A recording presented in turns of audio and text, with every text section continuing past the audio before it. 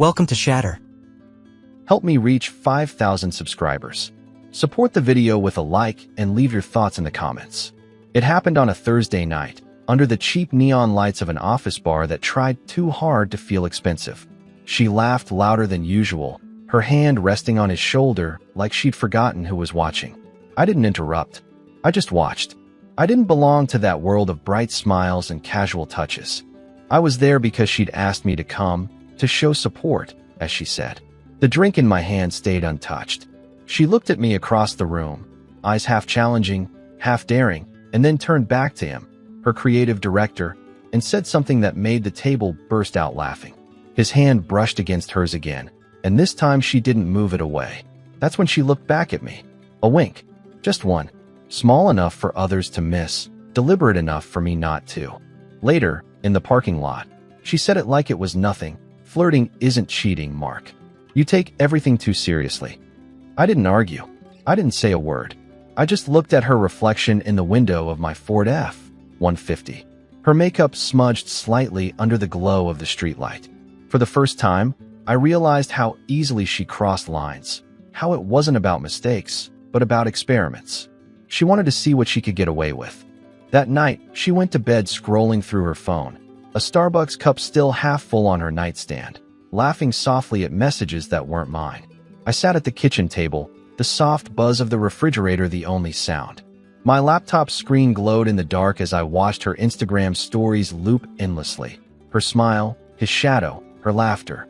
I thought about the systems I built at work: firewalls, breach alerts, intrusion logs. I could trace every unauthorized access in seconds. But what kind of system do you build when the threat comes from the person you share a bed with? At 2 a.m., she stirred, mumbled something about how I was too quiet lately. I closed the laptop, turned off the light, and looked at her one more time. Silence isn't weakness. It's strategy. In the morning, she woke up to an empty kitchen. I'd already left for work. She texted, "Coffee later?" I saw the notification flash on my iPhone screen and didn't reply. By the time she posted another story, her smiling in the office mirror, same man in the background, I'd already made my decision. I wouldn't confront her. I'd just start removing myself, piece by piece, until there was nothing left for her to test. She thought flirting wasn't cheating. I knew silence wasn't staying. The first real crack came a week later. I didn't go looking for it. It found me. One of her coworkers, Sam, a quiet guy from accounting, stopped by my office downtown. He said he'd run into Emma and the team at a rooftop bar after a client pitch. His voice hesitated on the word team. Then he said something that stuck. "Man, your wife really knows how to work a crowd." That night, I checked her location out of habit. Downtown. Same place again. It wasn't jealousy. It was data. I watched the pin hover there for 2 hours, then moved to a different block, the one where her creative director lived.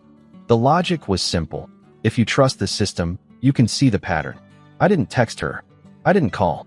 I sat in my car outside a closed Walmart parking lot, sipping cold coffee from the cup holder, the glow of her Instagram story flashing across my phone. She was laughing again, that same easy laugh, wearing the red dress she'd said was too much for a work event. He was in the background again, always just blurred enough to deny. When she came home past midnight, she smelled like perfume and rooftop air. She said, "You're still up?" as if nothing had shifted. I nodded. She didn't see it. The distance already built itself between us. Not in miles, but in silence.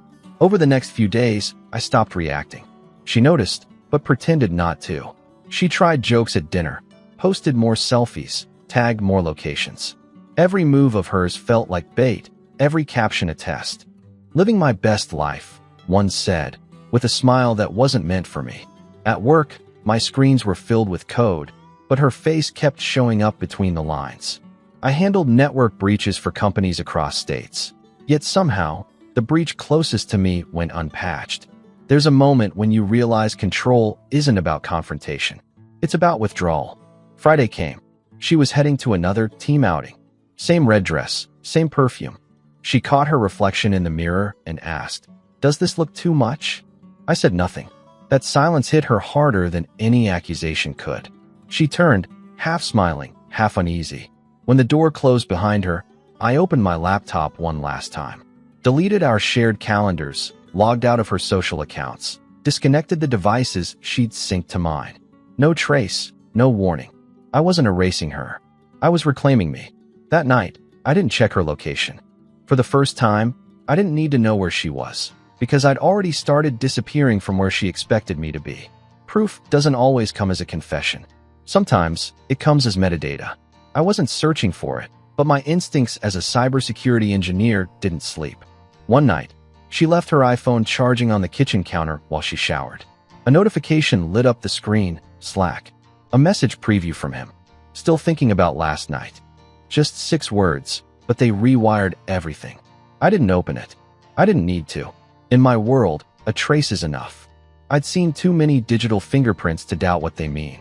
She came out in her robe, humming, scrolling through Amazon for something new to wear to the next client dinner.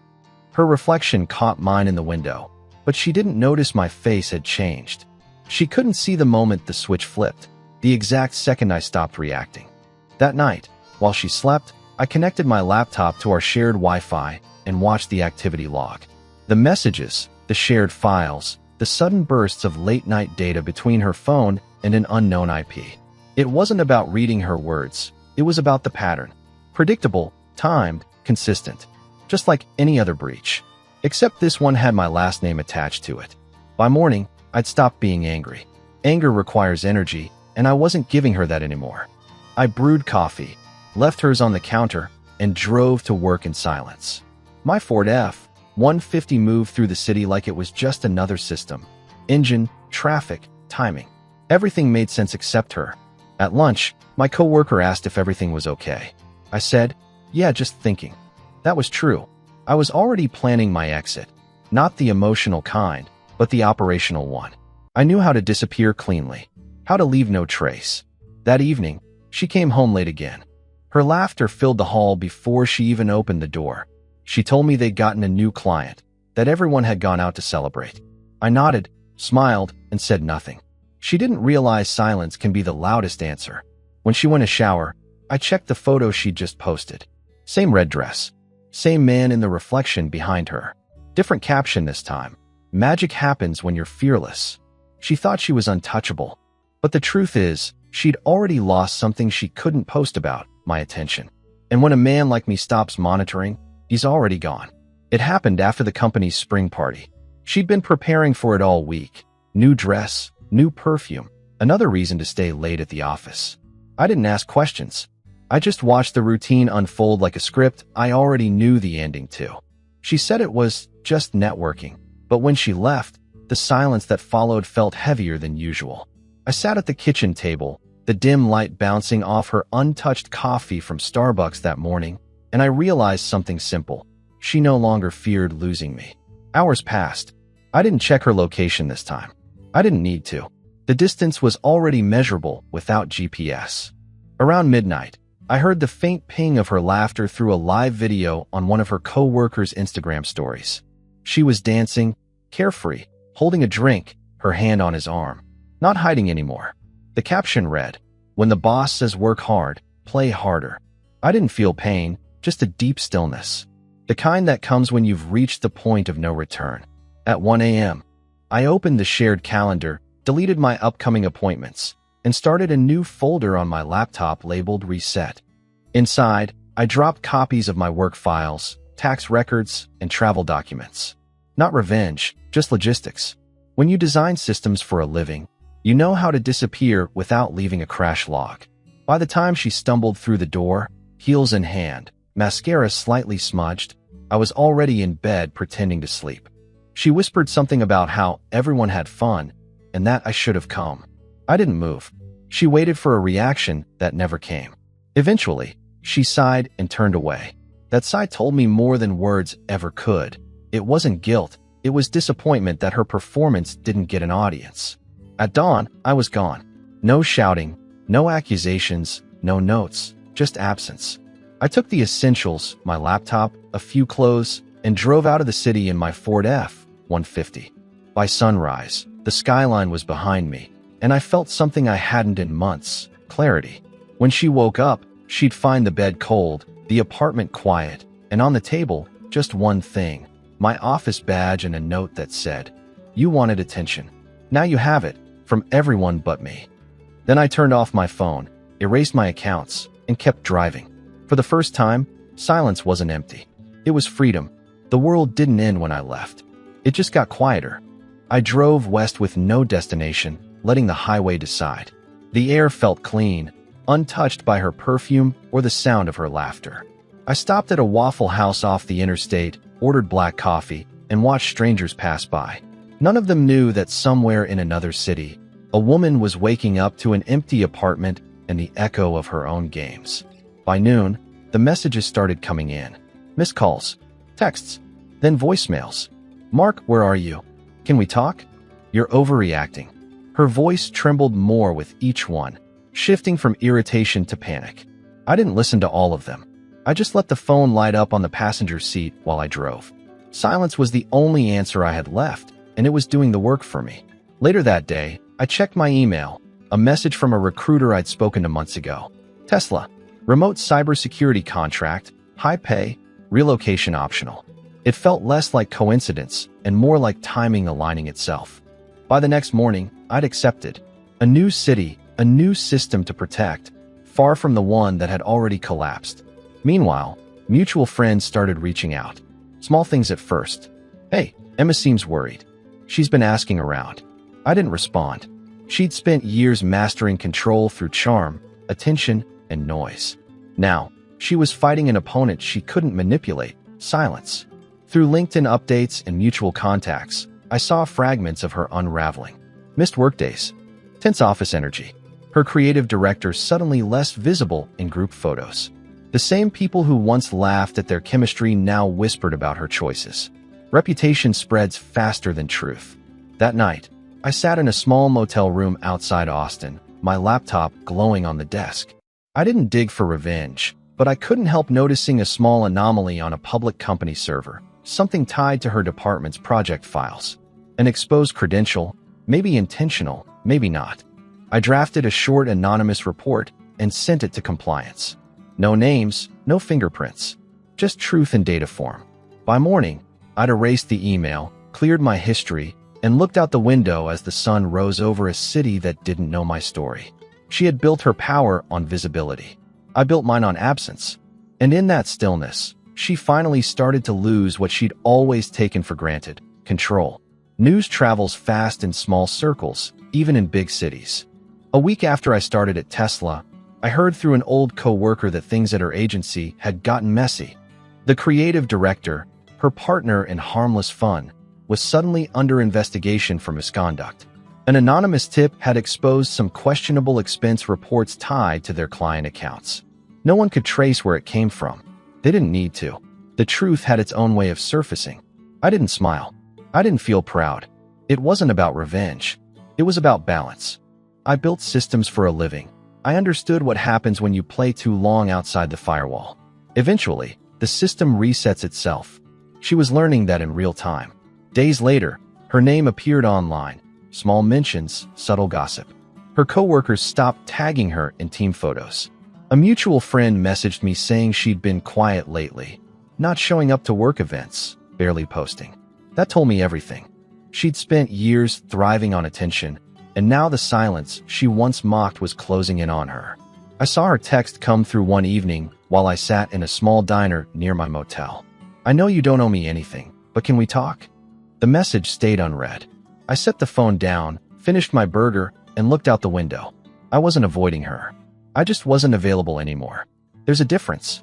Around midnight, she posted for the first time in days a photo of her coffee on a Target table, captioned, "Trying to rebuild. One day at a time." I knew what that meant. She wanted to be seen, to look like she was healing. But the look in her eyes, even through the screen, said something else. It said she was starting to understand what silence can do. I didn't like seeing her fall. I didn't hate it either. What I felt was colder, cleaner, a kind of peace that comes when you finally stop trying to fix something that was designed to break. The next morning, I deleted her number for good. Not blocked, not ignored. Deleted. I drove to work, past the security gate, and realized the strange truth. I hadn't escaped her. I'd escaped the version of myself that once needed her approval to feel whole. And somewhere back in that city, She was just beginning to understand what it means when a man like me stops showing up. Months passed before she found my new number. It came from a mutual friend who didn't know better. I saw her name flash across my phone while I sat in the parking lot outside work, the Texas sun fading behind the Tesla plant. For a moment, I just watched the screen light up, remembering how her voice once filled every quiet space. Then I turned it face down and let it ring. She called again 2 days later. Then again. The voicemails started to pile up, her tone shifting with each one. First came the casual apology, the kind meant to smooth things over. Then came confusion. Then desperation. She said she just wanted to understand what happened. But she knew.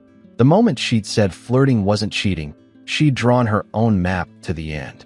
I just followed it to the exit. One night, after a late shift, I finally listened to one of the messages. Her voice cracked halfway through. She said she couldn't sleep, that she keeps checking locations like it changes something. That line stayed with me. She used to check my messages, my tone, my silence. Now she was checking my location like it could bring her peace. She was learning that access doesn't equal connection. At work, I moved through projects like a machine. Efficiency became a shield. People liked my calm, my control. They didn't see that silence wasn't just my mood, it was my method. The world outside noise is quiet but sharp. It teaches you how much power exists in what you don't say. Occasionally, I'd scroll through her social feed, more out of curiosity than attachment. The change was visible. Softer lighting, fewer smiles. The captions had lost their brightness. No more living my best life. Just lines about growth and rebuilding. Her audience still liked the photos, but I could tell they felt the shift too. She'd become transparent in a way that filters couldn't hide. One night, she posted a photo of the skyline. The caption read, "Some mistakes are too loud to live with." It didn't feel like bait. It felt like truth. I didn't react. I just put the phone away and sat in silence, letting that sentence settle. For the first time, I realized she wasn't chasing validation anymore. She was chasing something quieter, something I'd found the moment I stopped speaking. And in that moment, I knew the power had completely shifted. She was finally the one waiting for a response that would never come. The first time I saw her again, it wasn't planned. I was at a small coffee shop outside Austin, waiting for my order when I heard her voice behind me. I hadn't heard it in months, yet it hit like a memory that refused to fade. I turned, slowly, and there she was, Emma. Same face, different presence. The brightness that once drew every eye in the room was gone. What stood there was quieter, heavier, human. She froze when she saw me. The silence stretched between us, thick enough to taste. Then she said my name like it was foreign, something she had to practice before saying out loud. She looked tired, not in a physical way, but like someone who hadn't rested in a long time. She said she was in town for a client meeting, that things at the agency had changed a lot. Her words stumbled, searching for footing that wasn't there. I nodded, calm. No anger, no warmth, just balance. She asked if we could sit, so we did. The air between us was fragile, full of all the things she once ignored. She said she missed me, said she hadn't realized how far she'd gone until there was no one left to turn to. She talked about therapy, about accountability, about how she'd grown. I listened, but my silence wasn't forgiveness, it was observation. For years, she'd spoken in a language of charm and control, always performing. But now, her sentences trembled. There was no show left to put on. She told me she'd lost most of her clients, that the creative director had left the company, and that her reputation was still recovering. She laughed softly when she said, "Guess karma doesn't need an audience." When the drinks came, I took mine black, the way I always had. She hesitated before sipping hers, still ordering the same caramel latte from Starbucks. Some habits die slowly. She asked if I ever thought about coming back, not to her, but to us. The word hung there, heavy and hollow. I didn't answer. I didn't need to. She saw it in my eyes. The distance wasn't anger anymore. It was finality. As I stood to leave, she whispered, "I still check your location sometimes. I don't even know why." I paused for a moment, not looking back. Silence had been my weapon once. Now it was just my peace. I walked out without a word, leaving her sitting there, alone in a cafe full of noise that suddenly felt too quiet. After that day at the cafe, she tried again. Messages, emails, even handwritten letters. Each one softer than the last. Not the old manipulative tone, but something quieter, broken. She said she wasn't asking for a second chance, just closure. But closure is a story people tell themselves when they can't handle silence. I never replied. Some stories are better unfinished. Through mutual friends, I heard fragments of her life unraveling further. She'd left the agency, started freelancing. The creative director had vanished from the scene completely, and rumors filled the void he left behind. The world she'd built on charm and attention had collapsed quietly, without scandal, without noise. That's how real endings happen, slowly, until no one notices they already occurred. She'd post occasionally short captions about self-growth, about healing, about moving forward. But every photo felt staged, every smile slightly off-frame. One night, she uploaded a picture of a candle burning on a table from Target with the caption, "Sometimes the quiet is too loud." The comments were filled with support, but I could see through it. That line wasn't for her followers, it was for me. I didn't like seeing her struggle, but I didn't reach out either. She was learning what silence costs. I'd learned that lesson long before her. Weeks later, I got an email from her address. No subject, just a few lines. She wrote, "I understand now. You didn't leave to hurt me. You left to save yourself. I used to think silence was punishment. Now I see it's mercy." That was the last message she ever sent. I sat there for a long time, rereading it, not because it changed anything, but because it confirmed what I already knew. Sometimes people need to lose the signal before they understand the connection. I didn't reply. I just closed the email and went back to my work. The sound of typing filled the room like rain on glass, steady, distant, clean. I'd stopped looking back months ago, but in that moment, I realized she had finally caught up to where I'd been all along. The place beyond noise, beyond reaction. She once said flirting wasn't cheating. I'd said silence wasn't staying. Now, she understood both. And for the first time, the silence between us didn't feel like war. It felt like truth. I saw her one last time, almost a year after I'd left. It wasn't planned. I was at an industry conference in Chicago, walking out of a Tesla panel when I heard someone say my name. Her voice had changed, lower, slower, stripped of the confidence that used to fill every room. I turned, and there she was. No designer dress, no rehearsed smile. Just Emma. Real, raw, and quiet. She said she hadn't expected to see me there. I told her I hadn't expected to see her anywhere. She smiled at that, not out of humor, but relief. Like she'd been waiting for a sign that I still existed beyond her memories. We stood there for a moment, surrounded by people who didn't know our story, the noise of conversation fading behind us. She said life had been different. She was working freelance now, teaching part-time at a small college, helping young marketers avoid her mistakes. There was no bitterness in her voice, just acceptance. She said she'd learned that sometimes losing everything isn't punishment, it's instruction. I nodded. I didn't need to say anything else. Then she said something I didn't expect. She said, "You were right. Flirting wasn't harmless." It was the first lie I told myself. Her eyes were steady when she said it. No tears, no performance, just truth. She took a breath and added, "And silence wasn't staying." It was the loudest goodbye I've ever heard. For the first time in a long time, I saw clarity in her. She wasn't trying to win. She wasn't trying to fix. She was just standing there, owning the wreckage. I respected that. I told her I was glad she found her way. She smiled, small but real, and said, "You look different, lighter." I said, "I am." And it was true. When I walked away, I didn't feel the weight of what we'd been. I felt distance, but not emptiness. She'd finally learned what I had understood the night I left, that silence isn't absence. It's a reset. Later, in my hotel room, I thought about how strange it was that peace doesn't always come from closure. Sometimes it comes from walking away and never explaining why. She had crossed the line with a wink. I had answered without a word.